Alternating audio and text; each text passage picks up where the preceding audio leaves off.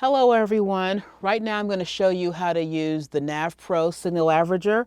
I just want you to be aware that a new model of the NavPro is coming out called the NavPro 1, which only has one channel. This is their two-channel model. I prefer two channels, but there's electrode switching that you can use in the one-channeled version, and I'll show you how to do electrode switching on here. But I prefer a two-channel system, but I do know that most people use one channel with electrode switching, and that's going to be their new and only model coming out, and I'll show you how to use other signal averagers in subsequent videos. Here at Central Michigan University, we have a NavPro, we have a Vivasonic, we have a ICS Charter, signal averager, we have an IHS, and we had an old Spirit, but it died and they're not making anymore. So I will have subsequent videos on how to use the other signal averagers. But signal averagers are like televisions. They all work the same. All signal averagers collect information. All signal averagers monitor artifact. They all have rare and condensation. They all can add and subtract waves. They all can do everything. You just have to know how to do it on that particular model. So when you go to the store, you want a television, you don't say, I only want a Panasonic because I only know how to use a Panasonic. No, you can get an LG. You just need to know how to change the channel on the LG remote. And signal averagers are the same way. So you should never go anywhere and say, I don't know how to use that signal averager. There's always a manual. The manual is either in paper copy or an electronic, or it's loaded onto the software, but every signal averager, for the most part, does the same thing. So this is the NavPro. So right now, I have Maya, my daughter, that is hooked up for an ABR, and you can see her over here. And let me just show you how I have her hooked up. She's got a non-inverting electrode at FZ. This is according to Jasper 1958-1020 system. She's got a ground electrode at Nazon. I have an inverting electrode that's going to do the recordings from the right side at A1, which is the right earlobe. You can also put it on the right mastoid if you'd like to. It doesn't really matter. And here we have an inverting electrode on the left ear lobe, A1, or you could put it on the left mastoid. And so for channel, we're going to have two channels in this recording. My first channel is going to be FZ to A1. So FZ is my non-inverting electrode or my active electrode, and A1 is going to be my inverting electrode or my reference electrode. And then in channel 2, I'm going to have FZ to A2. So you can call your this electrode at FZ the non-inverting, which it truly is, or you can call it your active electrode, or you can call it the positive electrode. And for this NavPro system, they call it input 1. So depending on the system that you use, you can record it that way. And then for channel 1, I have the inverting electrode here. You can call that the inverting electrode, which it truly is if you study differential amplification, or some people call it negative, some people call it the reference, or for this NavPro system, they call it input 2. And so this is the way that we set it up, FZ to A1 in the US. But if you wanted to, in this montage, it'll be positivity up. But if you were to reverse the way that these are set up in your preamplifier, for example, if this was going into input 1 and this was going into input 2, it would simply make the waveform upside down and you would have positivity down. So here at Central Michigan University, what we do is FC to A1, FC to A2, two channels, and then we have our ground here. And we have signal averagers that can do up to 4 channels if we want to do middle latency responses or P300s or any of those things. But for your basic 2-channel electrode, you can do that. We also do non-cephalic channels, especially on our babies, where we put the non-inverting electrode here at FZ, and I would put an electrode at the base of Maya's neck and this bony protrusion called a non-cephalic electrode off the head. And so we could do an an FC to A1 in channel 1 and an FC to non-cephalic in channel 2 that would theoretically enhance wave 5.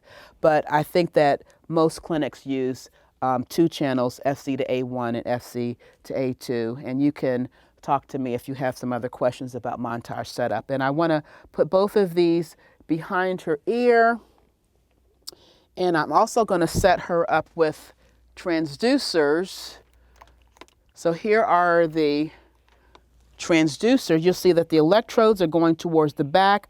I have them taped together. And then here are her transducers where I'm going to put the blue transducer being insert earphones or the headphones. This is going to go into her left ear. So I'm actually going to clip this right here. And this is going to go into her right ear. And I'm going to clip that right here. So this will go into this ear, and this will go into this ear, very much like this. Like that. And in real life, I would actually put it much further down in her ears, but we're not ready to test just yet. And so you can see that transducers are coming out in the front, electrodes are going in the back. We want there to be a separation between the insert electrode and the wires and this box where we have the click. The click is going to be from which the click will be generated, which is here and there. That increases electrode artifact. And then we're going to take the ends of the electrodes and we're going to put them into our electrode box. So here's our electrode box, and this is the back. This is the electrode or the preamplifier for the NavPro system. So you can see that we have channel 1 and channel 2. And if you look at the top of it, you can see that we've got electrode inputs there. For channel 1, this is the white and the blue. We're going to do non-inverting and inverting. So that's going to be FC to A1. And then we're going to do FZ to A2 in channel 2, and we're going to put a ground right there. As I said before, FZ to A1 and FC to A2. What you'll notice from what I said is that there are 2 FZs. So I need FZ in channel 1 and FC in channel 2 are actually both going to come from this electrode, which is the green electrode. So I'm going to use a jumper cable in order to put that signal into both of these electrode placements. I put it in the non-inverting electrode of input 1 in channel 1, input 1 in channel 2, and I can see that the bottom of this disposable electrode matches the end. So I'm going to put the non-inverting electrode from FC into input 1, which will also duplicate in input 2. All right, then I'm going to take the ear clip electrode from her left ear, which is blue, and I'm going to put that in input 2 of channel 1. So I have FZ to A1, then I have FZ, and this is going to be A2. So I'm going to take the red or the right electrode and put that in here. And then I have my ground electrode, which happens to be black, but don't get caught up in colors. It just happens to be black the way I have it set up on Maya.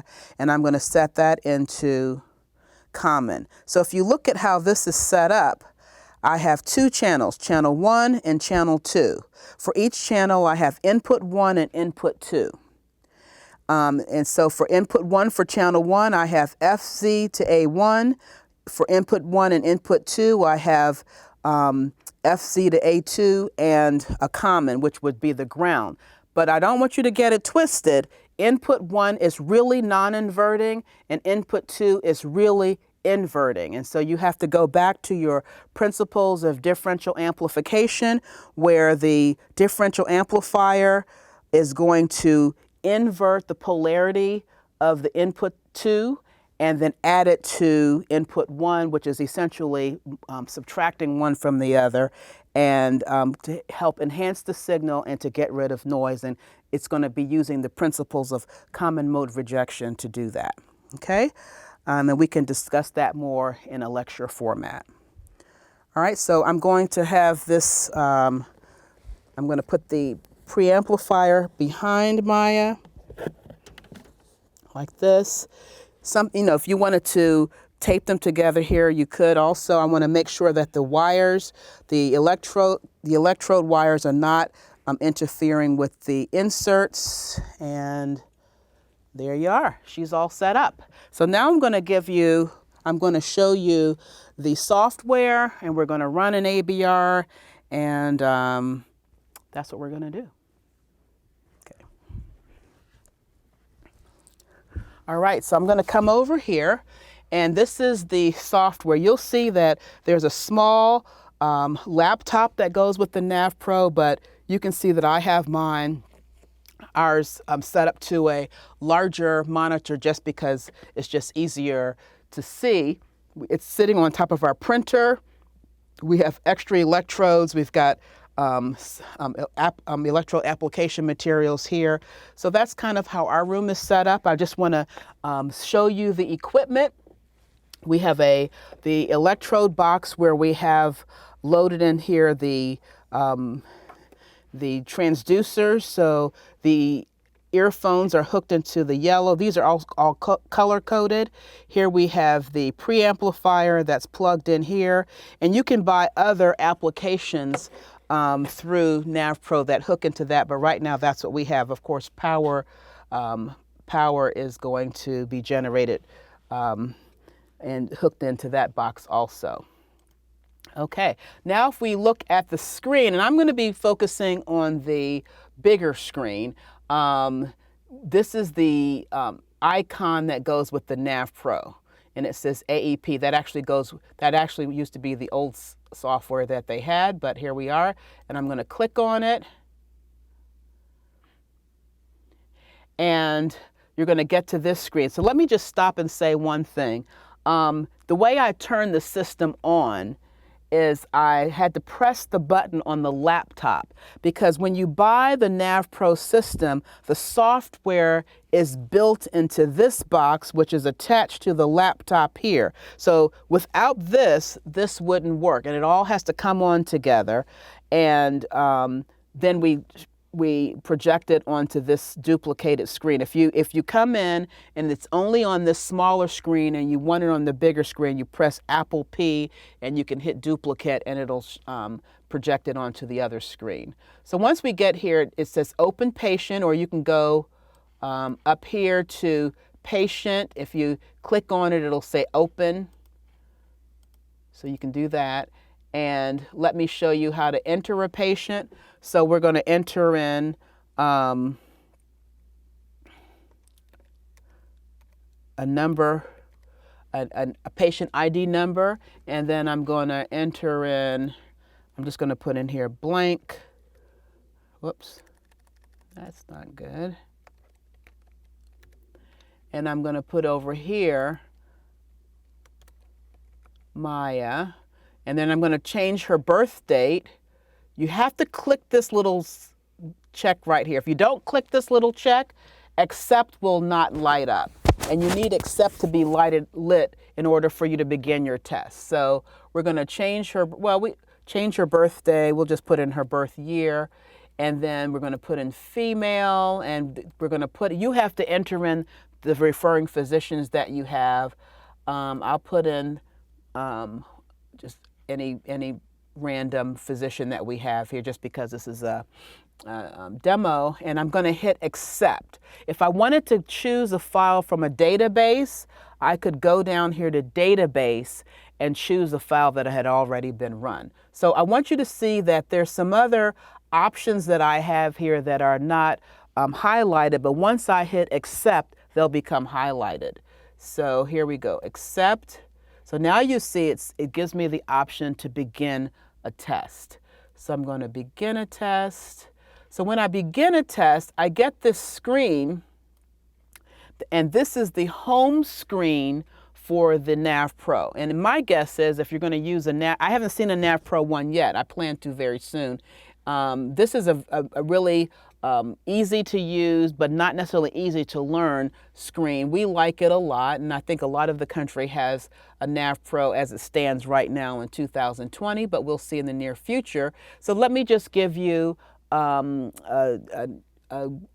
look around this screen. First of all, anything that you have up here, any of these topics here, you can click on them and get options, drop-down menus.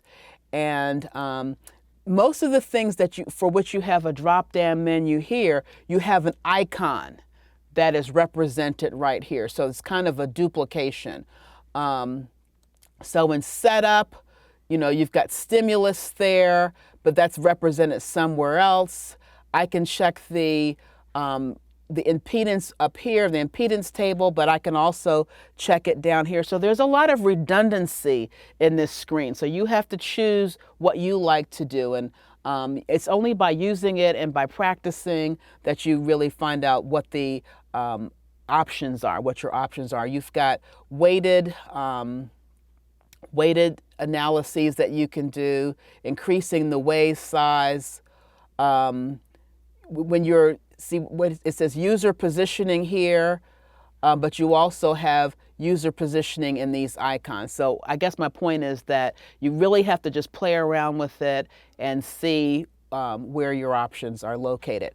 Right here, this empty, what is empty right now is what we call the tree. It's a NavPro tree. As you record waveforms, there will be a record of what you have done previously in your testing session there. So it'll record which ear you recorded in, the intensity that you used, whether it was rare condensation, all that kind of thing. And so that can be a little complicated, but once you understand the tree, it's really a great reference.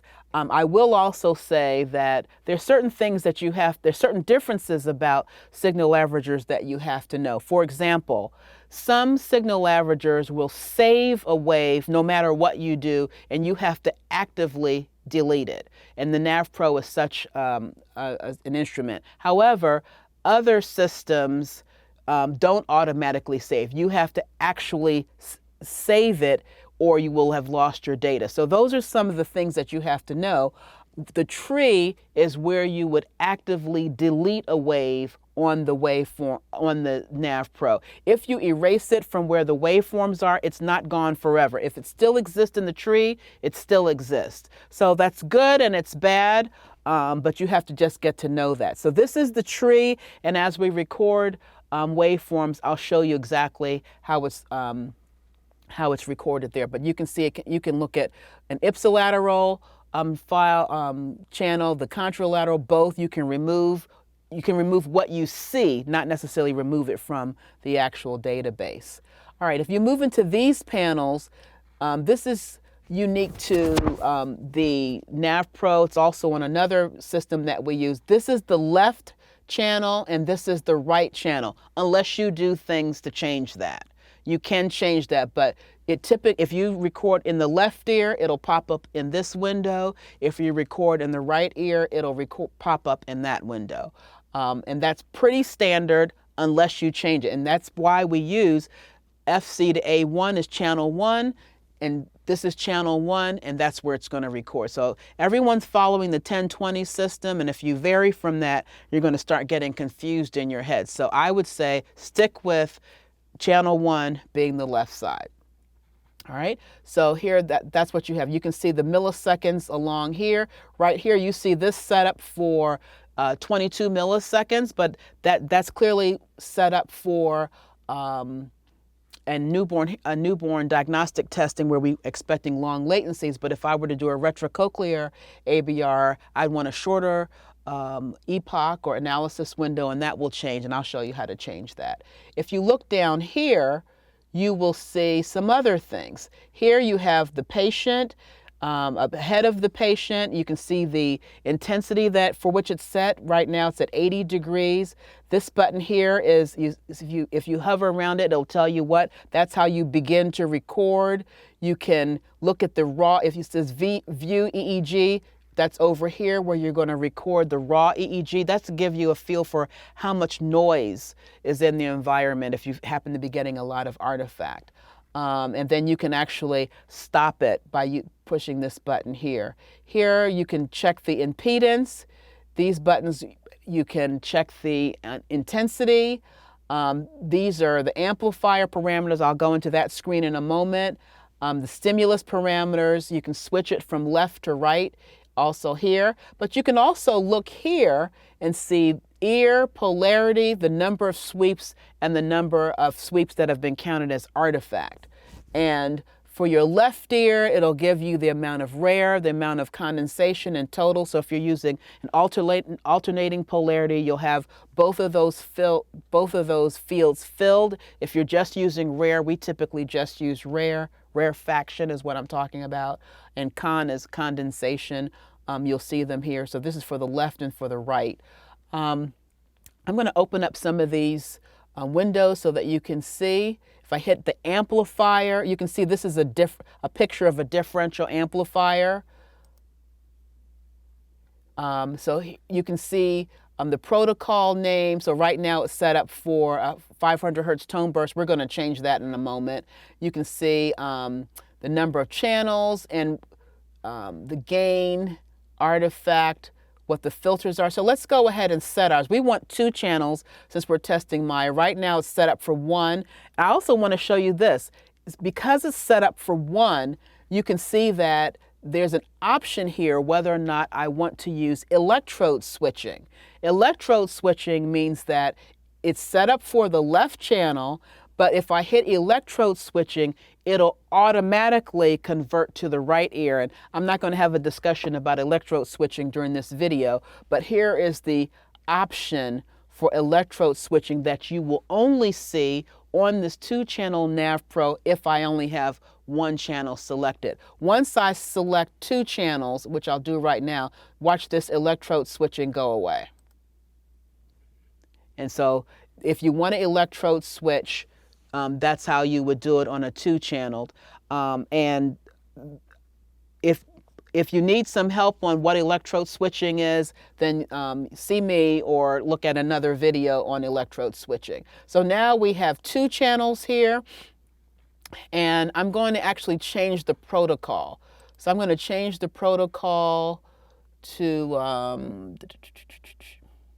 CMU, Neurodiagnostic ABR. You see it changed there because I already have it set up the way I want it.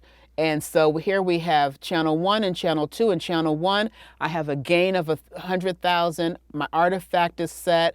My filters are set 30 to 3,000. I have it set up FC to A1 in channel 1, FC to A2 in channel 2.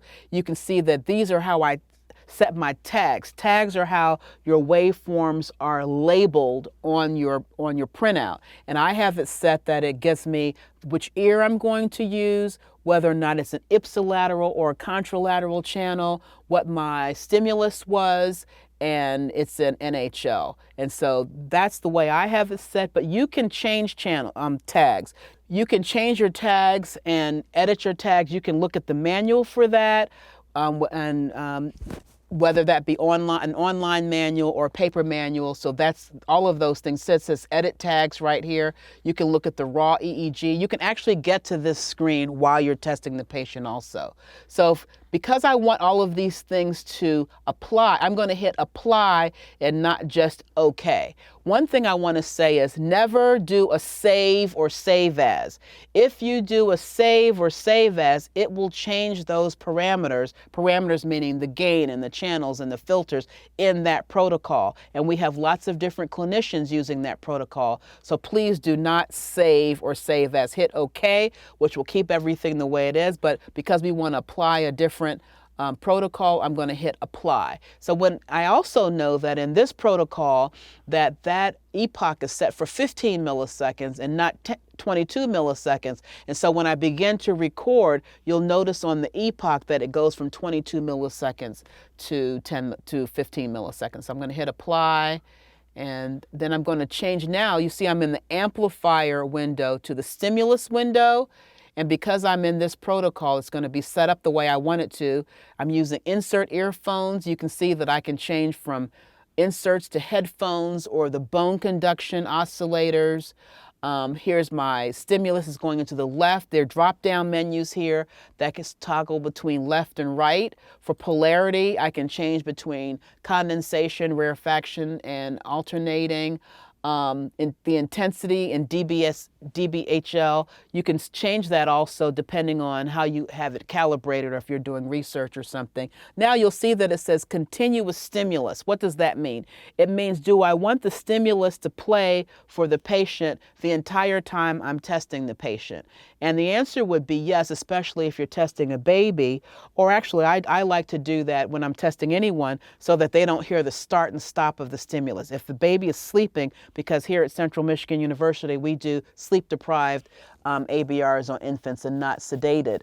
And so I don't want the baby to wake up or be startled, so whenever the sound comes on, the sound stays on for the duration of the evaluation so that the baby adapts to the sound. Also, up here you see insert delay. This is the insert delay for the NavPro inserts. Typically, we think of a delay of being 0.9 milliseconds from the insert to the ear, but these are specifically calibrated from the manufacturer, so you'll have to make sure that you know what the insert delay is for that particular one. If you were to choose headphones, you'll see that this insert delay will change. It'll go away because there is no insert delay when you're using headphones, but the tube introduces a 0.8 millisecond delay and latency of the waveform when you're using inserts. The 0.8 again is only for those NavPro inserts. It's typically 0.9 in other systems, and it's automatically built in if you're using a newer system. It's not built in if you're using an old antiquated system. You'd have to add 0.9 milliseconds to every latency that you got for wave 5, and that could be the difference between an ABR being normal or abnormal. The rate that we typically use for an ABR, neurodiagnostic ABR here at Central Michigan University is 27.7. Some people use 37.7. I don't like that. It's really close to 40 milliseconds for the frequency following response. 33.3. You just want to use some kind of odd number. You don't want it to be a multiple divisible into 60, which is the electrical circuit. We use intensity step of 5 dB. You can go smaller if you're looking for small thresholds. If you're really trying to figure out a threshold, we typically don't go below 5 dB steps. The trigger has to do with setting things up for other auxiliary pieces of equipment that you have on connected to it. Here you can, this is where you toggle between a click or a tone burst or some other kind of custom stimulus. Right now we're using a click. The duration, where we have it set up, it's set up in microseconds, and a click is 0.1 milliseconds or 100 microseconds, and that's how we have that set up. But notice, if I set this to a tone burst as opposed to a click, a whole nother panel will show up here where I choose the duration of my stimulus. So, let me do that. Here's a tone burst. I can change the frequency. For ease, let's change it to 1,000 hertz. That's always the easiest one to calculate. And we're going to use a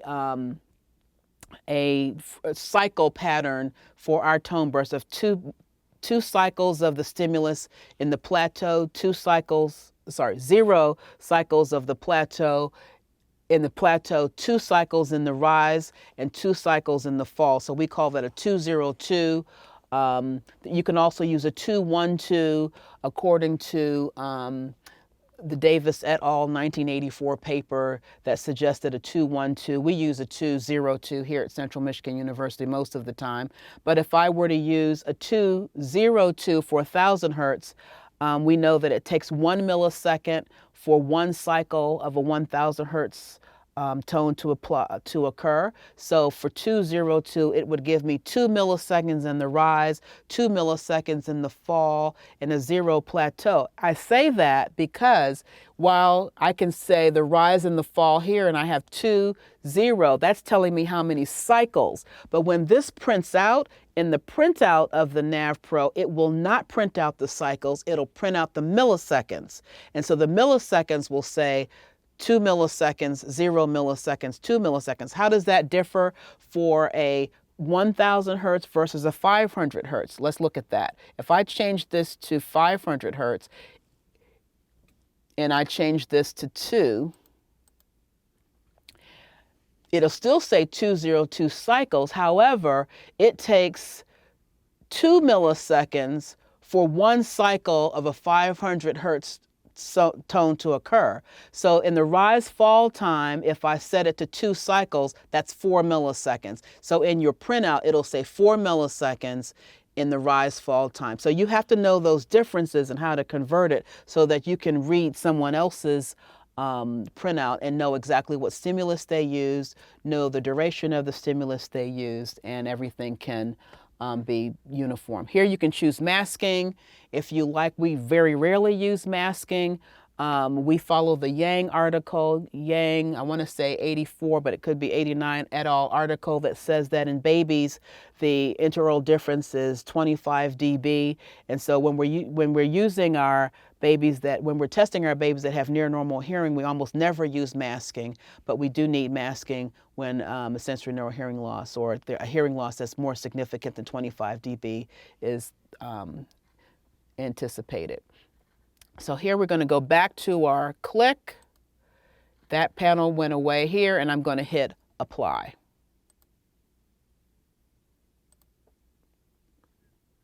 And it needs to go away. All right. Okay. So I think we're ready to test now.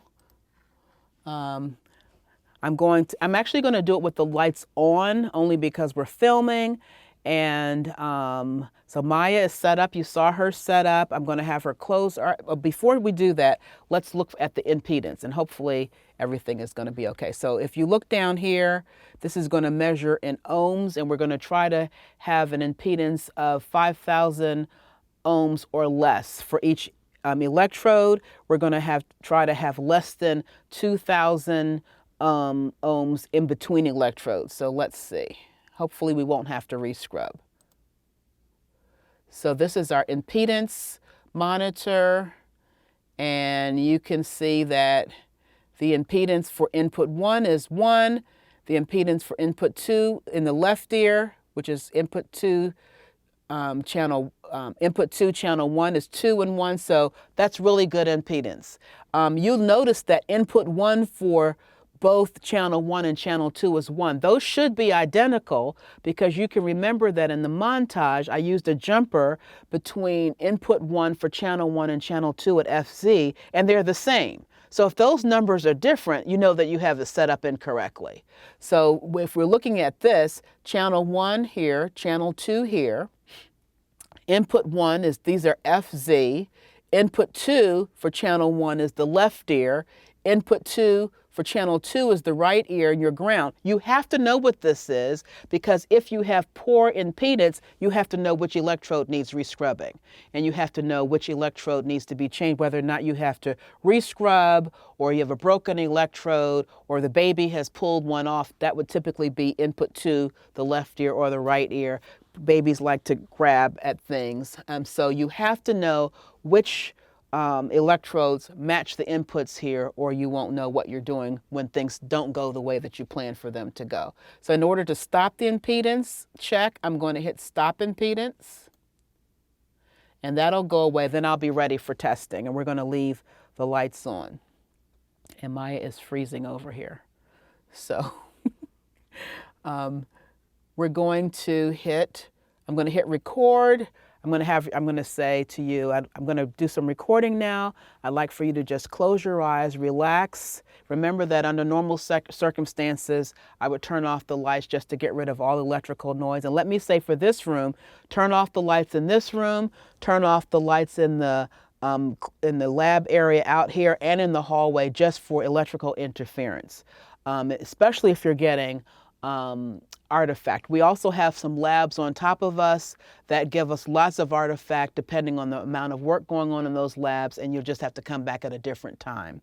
So we're going to start put both inserts in, and we're going to start in the left ear, and I can check that by hitting my stimulus parameters. I can go here and I can see that I have in left. I'm going to hit OK. So I am going to hit record, and we're going to look at the left ear waveform come into this box right here on the left side. So here we are. Now you'll notice, and I'm talking while this is going on, which you shouldn't do. This says they're on top of one another. I'm going to separate these. IPSI. I want you to notice certain things. This has changed to 10. Here's my wave 5.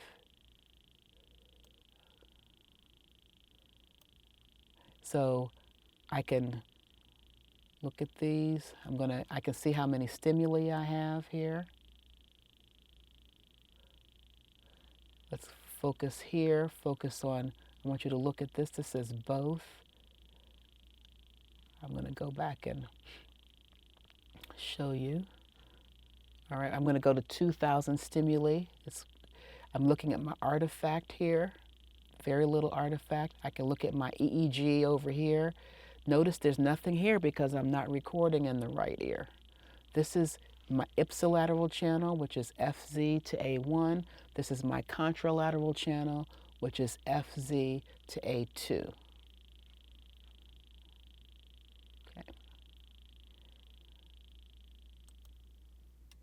Okay, so it's finished recording, and here we have our ipsilateral channel.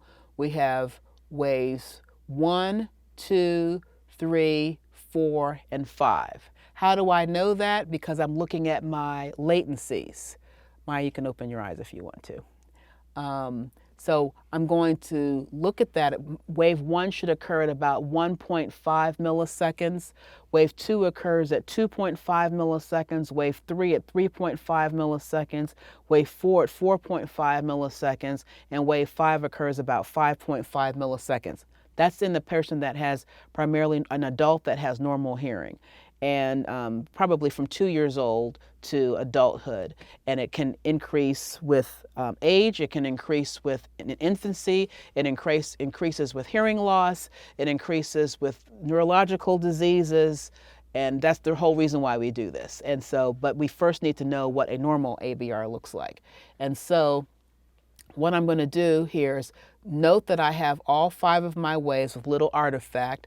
How do I know that that's wave 5? That's where our contralateral channel comes in. If I bring up my contralateral channel, I can see that the contralateral channel has actually separated my 4 and my 5. A lot of times you get this 4-5 complex. The purpose and the job of the contralateral channel is to separate your wave 4 from your wave 5. And so I can almost confidently say that this is wave 4 and this is wave 5 because it's replicated in my contralateral channel. But nothing really exists unless you replicate it. And so in electrophysiology, you always run 2 rounds of stimuli per stimulus in order to verify that it's not just electrical noise. So right now I'm going to have Maya close your eyes again.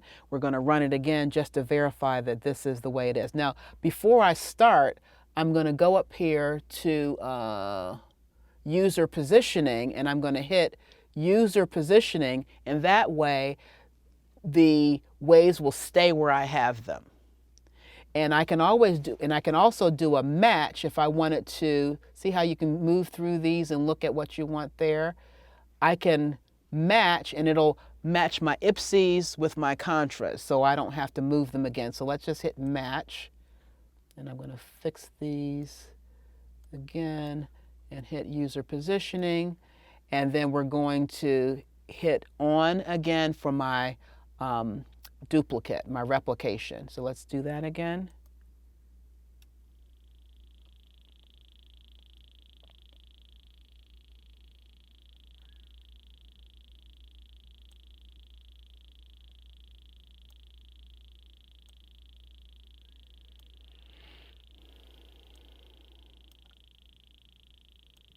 I'll separate them just a little bit so you can see.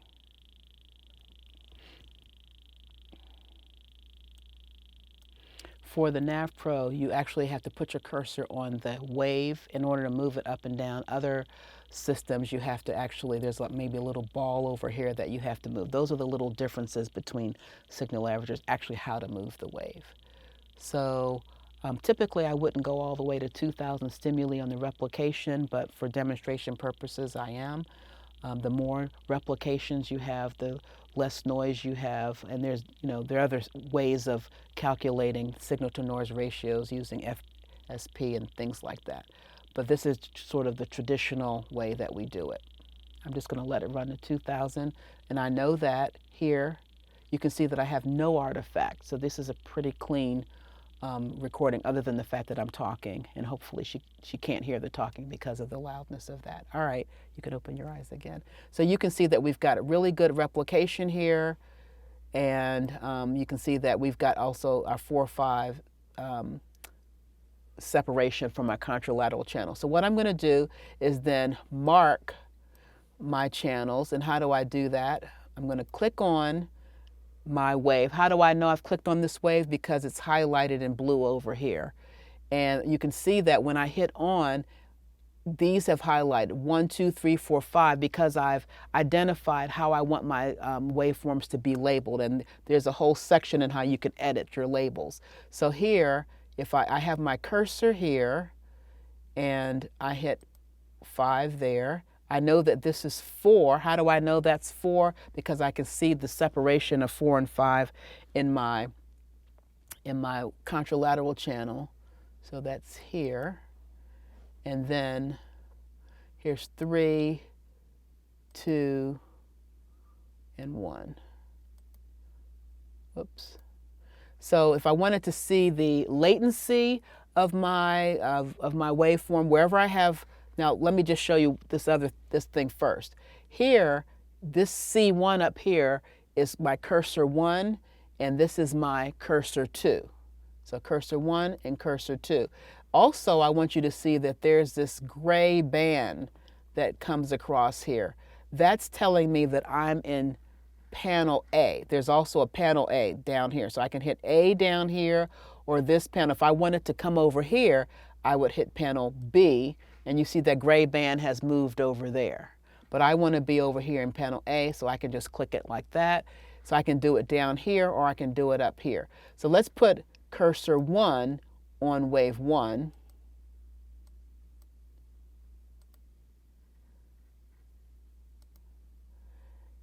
And I don't know why all of my...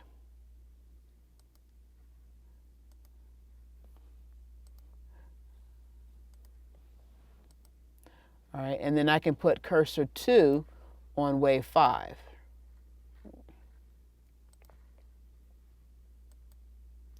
So if I do this, I can look at cursor 1, and I can see that the latency is at 1.41. And for cursor 2, I can see that for wave 5, the latency is 5.45. So if I'm looking at the difference in latency between 1 and 5, and the 1-5 interwave interval is one of the indices that we use, I can look right over here and see that it's 4.04, which it should be. For the standard deviation is about, we don't accept anything here at Central Michigan University over 4.3 or 4.4. So that's basically how you do it. There are some other intricacies of it that I could tell you about, but we're not going to do that right now. Let's go to the right ear. And so what I'm going to do is, you can change it right here between left and right. So I just click this LR, left and right. And what I'm going to do now is, if I hit on, the stimulus, the clicks, will be presented in Maya's right ear. How does the machine know that, and how will it be able to label the waves? Because we're following Jasper's 1020 system. When I hit it, like when I hit the left-right button, channel 1 will automatically become my contralateral channel, and channel 2 will automatically become my ipsilateral channel.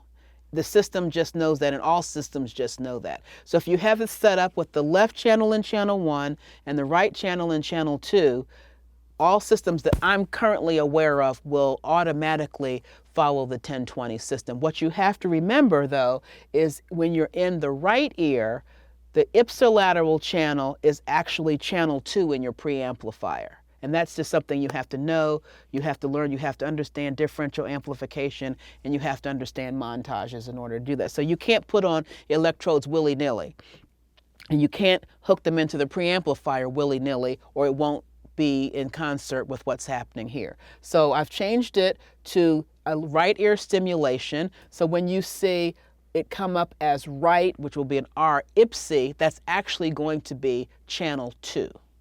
All right, close your eyes for me. And we're going to run channel 2 here.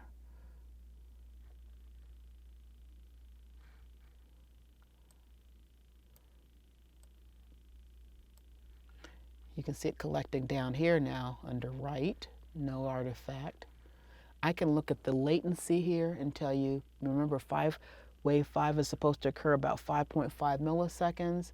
So it's going to occur right about here. I can use my contralateral channel to help me figure out where wave 5 is, whether I'm going to be a shoulder picker or a peak picker. My contralateral channel helps me determine that.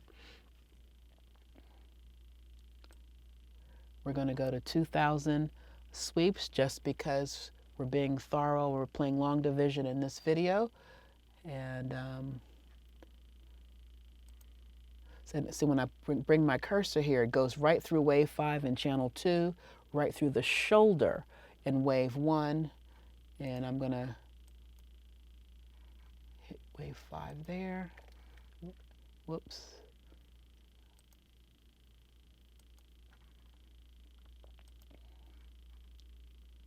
I'm a shoulder picker, and I pick based on wave contralateral channels. All right, keep your eyes closed one more time. We're going to do the replication. So while we're doing that, a lot of people are peak pickers, and they would pick this is wave 5. I'm going to use the contralateral channel. And here's wave 4.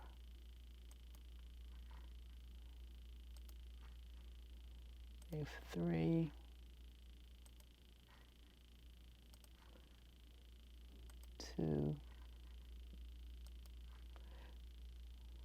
I believe in working while you're recording. And so not all signal averagers will allow you to mark waves while you're recording. So that's another difference between systems. But this one will. Wave 1 is the information from the distal portions of the 8th nerve. Wave 2 is the proximal portions of the 8th nerve. So if you're not familiar with the generator sources of each of the waves, you need to go and brush up on that a little bit. So these are ipsies. We have really good replication. And again, I'm being a shoulder picker and not a peak picker, and I'm picking wave 5 based on the contralateral channel. And we're going to go up to 2000 stimuli, and then we can look. Then we'll analyze it. Okay, so we finished evaluating both. So now we have an ABR for the left side, a retrocochlear ABR for the left side and for the right side. So we did a high intensity click, which gave us synchrony along the basilar membrane. And we're doing this for retrocochlear purposes. And we're going to be measuring latency differences between wave 5 in the right ear and wave 5 in the left ear.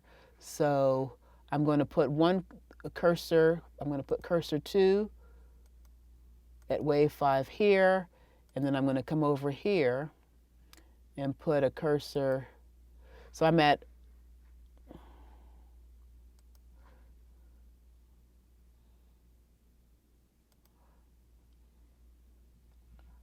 I can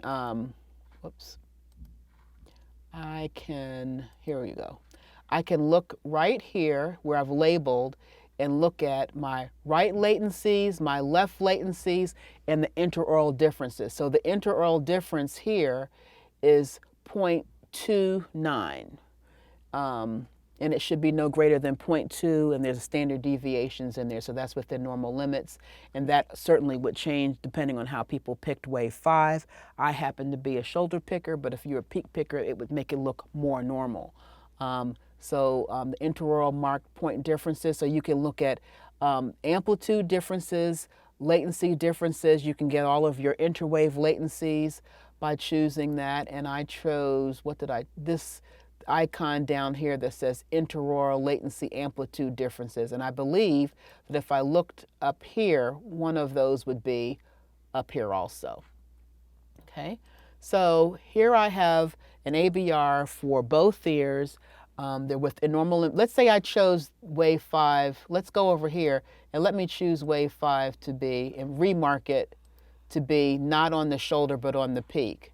I could actually go right here, and you can see that now the interaural difference is only 0.08, because I changed where wave 5 is. So where you choose waveform components actually can determine whether or not something is normal or abnormal.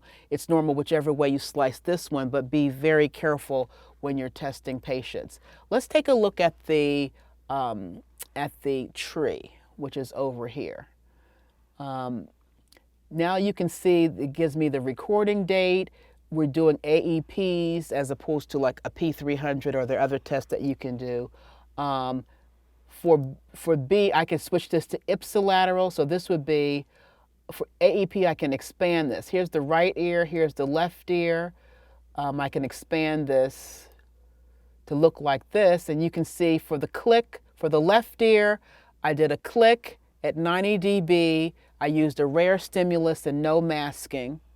And it's showing me what I did. So if I wanted to look at what this wave was and click there, it'll show me which wave I'm talking about. And the same goes for the right ear. So here's the right ear, here's the left ear. If I wanted to get rid of these from the screen, let's say I wanted to get rid of this first, let me separate these cursors.